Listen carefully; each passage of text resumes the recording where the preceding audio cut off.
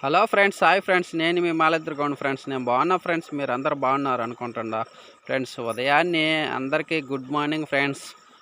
ఈరోజు ఉదయాన్నే మా అమ్మ నేను 4:30కి వేరుశనగకి నీళ్ళు కట్టిన వచ్చాం ఫ్రెండ్స్, నీళ్ళు తడపడానికి.